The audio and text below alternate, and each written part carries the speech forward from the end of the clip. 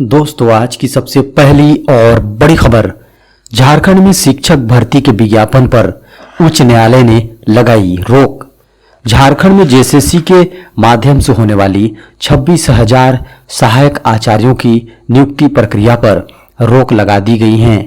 सहायक आचार्य नियुक्ति नियमावली में पारा शिक्षकों को 50% आरक्षण दिए जाने को चुनौती देने वाली याचिका पर सुनवाई झारखंड उच्च न्यायालय में मंगलवार को हुई। मामले में कोर्ट ने सहायक आचार्य नियुक्ति विज्ञापन संख्या 13/2023 पर रोक लगा दी। प्रार्थी की ओर से कोर्ट को बताया गया कि वर्ष 2023 के नियमावली के तहत बीआरपी एवं सीआरपी संविदा कर्मियों को सहायक आचार्य नियुक्ति में 50% आरक्षण लाभ से वंचित किया गया है। कोर्ट ने मामले में जेएसएससी को प्रतिवादी बनाते हुए नोटिस जारी किया।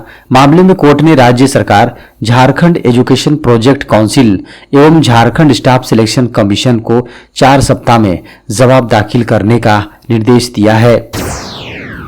झारखंड में फिर एक्टिव हुआ मानसून, 9 सितंबर तक होगी बारिश। झारखंड में मौसम पूर्वानुमान के अनुसार 9 सितंबर तक झारखंड में यही स्थिति बनी रहेगी और कुछ जिलों में भारी बारिश का भी अनुमान है। मौसम वैज्ञानिकों की माने तो झारखंड में मानसून फिर से एक्टिव हो गया है। बंगाल की खाड़ी में बने लो प्रेशर का असर झारखंड में देखा जा रहा है। आने वाले 2 दिन में लो प्रेशर के साइक्लोनिक सर्कुलेशन में बदलने की भी संभावना है। इससे संभावना जताई गई है कि आने वाले 1 सप्ताह तक झारखंड में अच्छी खासी बारिश देखने को मिल सकती है, खासकर कुछ जिलों में जहां भारी से भारी बारिश का भी अनुमान है। मौसम केंद्र के अनुसार 5 और 6 सितंबर को झारखंड के कुछ जिलों में हल्की बारिश देखी जाएगी। लंपी वायरस की चपेट में झारखंड, 1000 से ज्यादा मवेशियों की मौत। झारखंड में लंपी वायरस के फैलने से पशुओं की मौत हो रही है। झारखंड के चतरा, गढ़वा, पलामू, लातेहार, साहिबगंज, गोड्डा, दुमका, गुमला, रामगढ़, हजारीबाग में पिछले 1 सप्ताह में बड़ी संख्या में पशुओं की मौत हो गई है। मीडिया की खबरों को माने तो लगभग 1000 से ज्यादा मवेशियों की जान चली गई है। सूखे के बाद अब पशुओं में फैली इस बीमारी से किसानों और पशुपालकों के बीच परेशानी बढ़ गई है।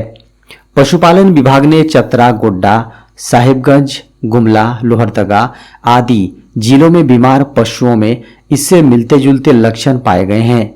इसके बाद सभी जिलों में पशुओं के लिए टीकाकरण का अभियान चलाया जा रहा है। बता दें कि वायरस के खतरे को देखते हुए विभाग के उच्चाधिकारियों ने सभी जिला पशुपालन पदाधिकारी एवं नोडल पदाधिकारियों को आवश्यक दिशा निर्देश दिए हैं। बड़ी खबर है, 18 सितंबर को इंडिया का नाम बदलकर किया जा सकता है भारत। 18 से 22 सितंबर तक होने वाले संसद के आगामी विशेष सत्र के दौरान सरकार द्वारा इंडिया का नाम बदलकर भारत करने का प्रस्ताव लाया जा सकता है। भारत का संविधान वर्तमान में देश को इंडिया यानी भारत के रूप में संदर्भित करता है, लेकिन इसे केवल भारत करने के लिए संशोधन करने की मांग बढ़ रही है। संविधान में संशोधन कर इंडिया का नाम भारत करने की मांग तेज हो गई है। खबरों को माने तो केंद्र इंडिया का नाम बदलने का प्रस्ताव ला सकता है। चूंकि संसद का विशेष सत्र 18 सितंबर से शुरू हो रहा है, ऐसी अटकलें हैं कि इस बदलाव को प्रभावी बनाने के लिए एक संवैधानिक संशोधन विधेयक पेश किया जा सकता है। हालांकि इस सत्र का एजेंडा अभी तक जारी नहीं किया गया है, लेकिन ऐसे विधेयक की संभावना से इनकार नहीं किया जा सकता है। बड़ी खबर है, जमीन अधिग्रहण के केंद्र के प्रस्तावित बिल पर झारखंड सरकार ने जताया कड़ा ऐतराज। देश में कोल माइंस के लिए जमीन अधिग्रहण से संबंधित केंद्र सरकार के प्रस्तावित बिल पर झारखंड सरकार ने कड़ा ऐतराज जताया है। इस बिल के कानून बन जाने पर कोयले के भंडार वाली जमीनों का अधिग्रहण कोल माइंस के संपूर्ण जीवन काल के लिए किया जा सकेगा। झारखंड सरकार का कहना है कि यह बिल देश और राज्य हित में नहीं है। इसके जरिए ऐसे बदलाव प्रस्तावित किए हैं जिससे झारखंड जैसे राज्यों को भारी नुकसान झेलना पड़ेगा। इससे राज्य के आदिवासियों और मूल निवासियों के हक अधिकारों का हनन होगा। झारखंड सरकार के खान एवं भूतत्व विभाग ने इस बिल पर आपत्तियां दर्ज कराते हुए केंद्र सरकार को पत्र भेजा है। बड़ी खबर है, इंडियन कोस्ट गार्ड में नौकरी का सुनहरा मौका। इंडियन कोस्ट गार्ड में सरकारी नौकरी का सुनहरा अवसर है। कोस्ट गार्ड में नाविक के 350 खाली पदों पर भर्ती निकाली गई है। इसके लिए आवेदन 8 सितंबर से 22 सितंबर तक किया जा सकता है। इसके लिए आवेदन online form Indian coast guard की वेबसाइट joinindiancoastguard.cdac.in पर जाकर करना है। कोस्ट गार्ड में नाविक पद पर भर्ती होने के लिए 10वीं 12वीं पास होना जरूरी है। उम्र 18 से 22 साल के बीच होनी चाहिए। बता दें कि इंडियन कोस्ट गार्ड में नाविक पद पर भर्ती होने के लिए उम्र 18 से 22 साल के बीच होनी चाहिए। उम्मीदवारों का जन्म 30 अप्रैल 2006 से 1 मई 2022 के बीच होना जरूरी है। SC/ST वर्ग के उम्मीदवारों को अधिकतम उम्र सीमा में 5 साल और OBC वर्ग के उम्मीदवारों को 3 साल की छूट मिलेगी। देश में कोरोना के सामने आए 28 नए मामले। भारत में एक दिन में कोरोना वायरस संक्रमण के 28 नए मामले सामने आए हैं, जबकि उपचाराधीन मरीजों की संख्या में 494 की कमी रिकॉर्ड की गई है। केंद्रीय स्वास्थ्य मंत्रालय द्वारा मंगलवार को जारी आंकड़ों में यह जानकारी दी गई है। सुबह 8 बजे तक के ताजा आंकड़ों को माने तो कोविड-19 से मरने वालों की संख्या 5,32,023 है। देश भर में संक्रमण के कुल 4,49,97,400 मामले सामने आए हैं। देश भर में 4,44,64,883 लोग संक्रमण से रिकवर हो चुके हैं। संक्रमण से उबरने की यह राष्ट्रीय दर 98.81 है, जबकि मृत्यु दर 1.18% है। इसरो ने की चंद्रयान पर क्विज की शुरुआत। जीतने वाले को मिलेगा 1 लाख रुपए का इनाम।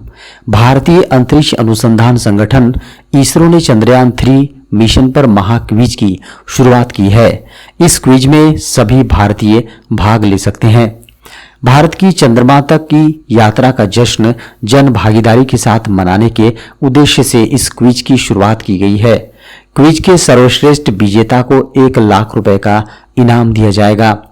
इसरो ने सोशल मीडिया प्लेटफॉर्म्स X पर कहा कि चांद के अजूबों के अन्वेषण और विज्ञान खोज के लिए प्यार दिखाने का मौका दिया गया है। सभी भारतीय नागरिकों को इस क्विज में हिस्सा लेने के लिए आमंत्रित किया जाता है।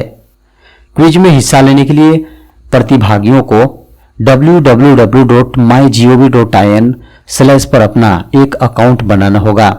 इसमें प्रोफाइल अपडेट रखनी होगी। अधूरी प्रोफाइल वाले उम्मीदवार क्विज के लिए योग्य नहीं माने जाएंगे। जैसे ही प्रतिभागी सही OTP दर्ज करने के बाद सबमिट क्लिक करेगा, क्विज शुरू हो जाएगी। इसमें 10 सवालों का जवाब 300 सेकेंड में देना होगा। कोई नेगेटिव मार्किंग नहीं होगी।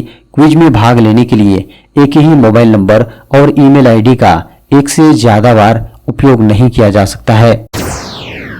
बड़ी खबर है, बैंक खाते में नहीं होगा पैसा तब भी UPI से कर पाएंगे पेमेंट। जी हां, UPI सिस्टम से लेन देन काफी तेजी से बढ़ा है। हालांकि अभी तक UPI से किसी मर्चेंट को भुगतान करने के लिए आपके बैंक अकाउंट में पैसा होना जरूरी है, लेकिन जल्द ही आप अकाउंट में पैसा नहीं होने पर भुगतान कर पाएंगे। दरअसल भारतीय रिजर्व बैंक यानी RBI ने यूनिफाइड पेमेंट इंटरफेस यानी UPI सिस्टम में लेन देन के लिए बैंकों द्वारा जारी प्री अप्रूव्ड क्रेडिट लाइन को मंजूरी दे दी है। RBI से मंजूरी मिलने के बाद अब UPI में लेन देन के लिए बैंकों की ओर से जारी प्री अप्रूव्ड लोन सर्विस जोड़ दिया जाएगा। इससे बैंक ग्राहक खाते में पैसा नहीं होने पर भुगतान करने के लिए सक्षम होंगे। बता दें कि क्रेडिट लाइन सुविधा एक तरह का लोन होगा जो बैंकों की ओर से अपने ग्राहकों को प्री अप्रूव्ड होगा, यानी बैंक आपको एक तय लोन की रकम प्री अप्रूव्ड कर देंगे। इस पैसे का इस्तेमाल आप जरूरत पड़ने पर UPI से भुगतान के लिए कर पाएंगे। बता दें कि इसके तहत प्री अप्रूव्ड लोन में से जितनी राशि आप खर्च करेंगे उतने पर बैंक आपसे ब्याज वसूलेगा। UPI क्रेडिट लाइन के तहत बैंक आपकी क्रेडिट हिस्ट्री और प्रोफाइल देखते हुए कर्ज की सीमा तय करेगी। इस कारण हर व्यक्ति के लिए यह सीमा अलग अलग हो सकती है। बड़ी खबर है, G20 समिट के दौरान एनएसजी कमांडो भी संभालेंगे मोर्चा। एनएसजी कमांडो को दिल्ली में आयोजित होने वाले G20 शिखर सम्मेलन में सुरक्षा की जिम्मेदारी मिली है। इन कमांडो को सबसे बेस्ट जवान माना जाता है जो किसी भी विषम परिस्थिति में हालात पर काबू पाने की क्षमता रखते हैं। एनएसजी कमांडो ने ही 26/11 के आतंकी हमले में मोर्चा संभाली थी और हालात को काबू में किया था। प्रधानमंत्री समेत देश के कुछ अति महत्वपूर्ण लोगों को सुरक्षा प्रदान करने के लिए वर्ष 1984 में राष्ट्रीय सुरक्षा गार्ड का गठन किया गया था। बता दें कि इन जवानों के चयन के लिए सेना और अर्धसैनिक बलों की टुकड़ियों में से बेस्ट जवानों का सिलेक्शन किया जाता है। लगभग 53% सिलेक्शन भारतीय सेना से होता है। इसके अलावा 47% कमांडो 4 अर्धसैनिक बलों यानी CRPF, ITBP, RAF और BSF से चुने जाते हैं।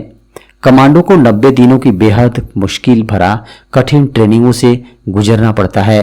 इन कमांडो में शामिल होने के लिए शुरुआत में एक परीक्षा पास करनी होती है जो असल में 1 सप्ताह की कड़ी ट्रेनिंग होती है। कहा जाता है कि 80% जवान इसमें फेल हो जाते हैं, केवल 20% ही अगले चरण तक पहुंचते हैं। टेस्ट के आखिरी दौर तक यह संख्या घटकर 15% रह जाती है।